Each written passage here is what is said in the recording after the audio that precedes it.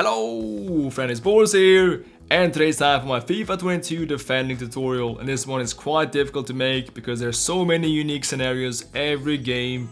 But I will give you here some very useful and good general tricks to improve your defense in this game. And this goes for both old gen and new gen, even though defending on old gen is a bit harder because the game is a bit more high paced and also since there are less animations.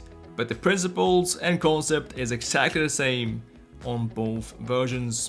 Before you can do anything, make sure to cover through balls. And this can be said 1,000,000 times but people will still not care. The first phase of your defending is to stop counterattacks.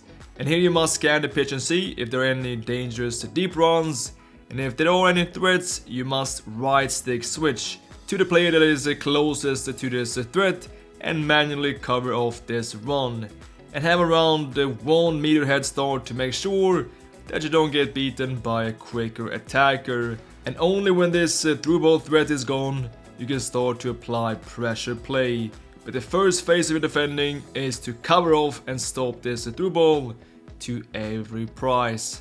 You don't want to concede these cheap goals, they are so dumb.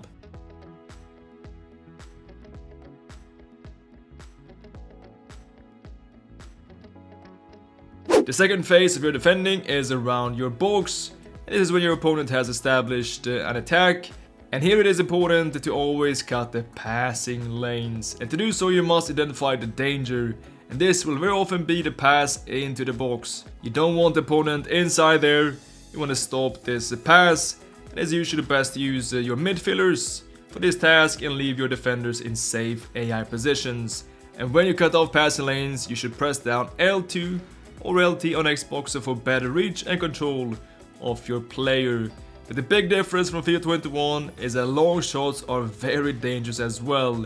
And this means you can't just sit back and cut passing lanes. You must also apply pressure on the ball holder.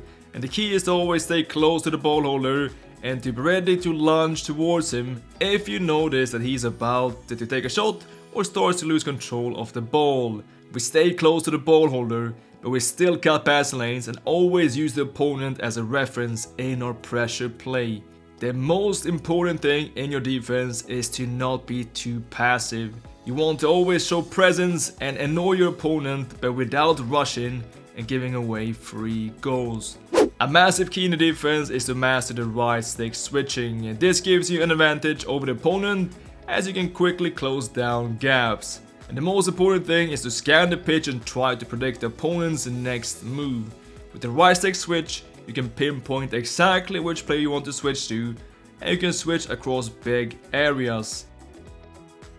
The second type of switching is L1 switching or LB on Xbox, which will always switch to the player that stands closest to the ball holder. This one is good to use in more tight situations, when you for example defend in your box or on the flank.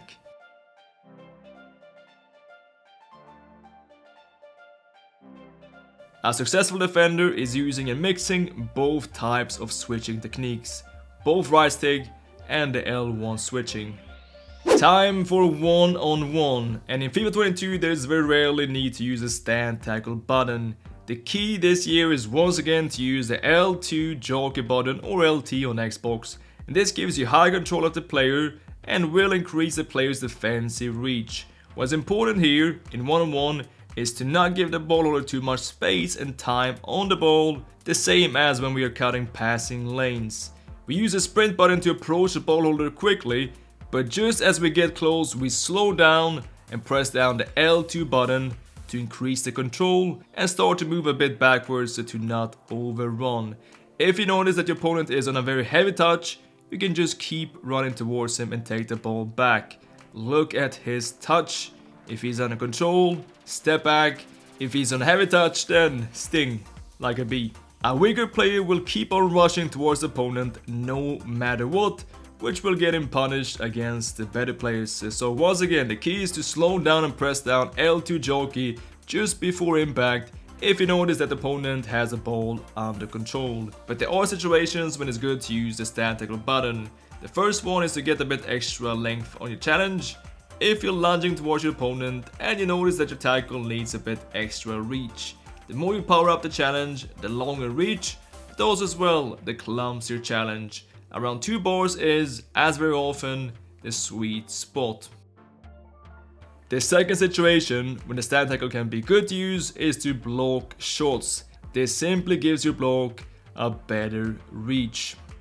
But 90% of all times it is enough to just use the L2 button to take the ball back, as stand tackles will in general just make you more clumsy in the defense. So what about the slide tackles? They are the last resort if you have no options left and you really cannot reach the ball in any other way. They give you by far the best reach, but also as well by far the biggest risk. If you miss the challenge, there will be a huge gap in your defense opening up, and very often as well you will concede a goal after missing a slide tackle. The slide tackle is also as well less consistent in FIFA 22 than it was in FIFA 21, so use it only in emergencies. Over to second man press, which is a key feature this year and should be used as much as possible. You always want to defend with support, and this feature gives you this possibility.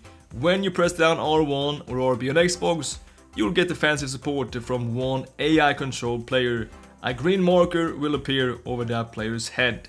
Second man press this year has massively improved compared to last FIFA, as the AI controlled player will stay tighter to the ball holder and also as well sometimes make tackles if he gets close to the opponent. And this is great to use to apply pressure play on the ball holder while you manually cut off the passing lanes. This feature should be used pretty much constantly around your box and in your pressure play, and it will massively help you here to defend successfully. Keepers are your last outpost and an important part of your defense as well. Make sure to be active with the keeper both on shots and on through balls. Press and hold down the triangle button or Y on Xbox to rush out of the goal to stop through balls, but also as well to narrow down the angle in a one-on-one situation. Keeper's side movement is equally important.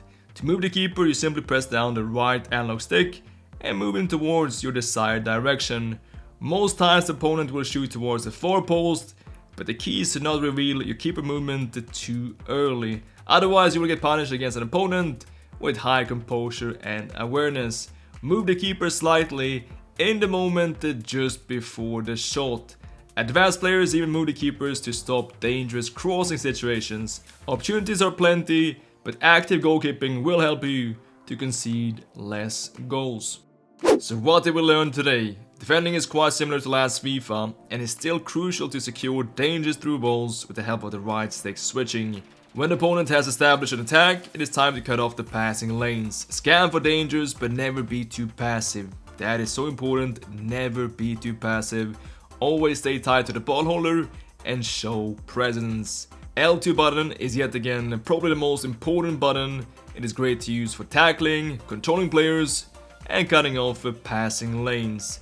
Use it as much as you can and do not spam the stand tackle button. The biggest difference from FIFA 21 is that the secondary man press button is back. Use it as much as possible in your pressure play and also as well around your box. It is a crucial tool. Alright, that's it for today. Hope you enjoyed this video and found it useful. And good luck defending this first week in league. I wish you best of luck and see you again tonight for the RTG with some very nice gameplay. Thanks so much for watching. As always, until next time, take care.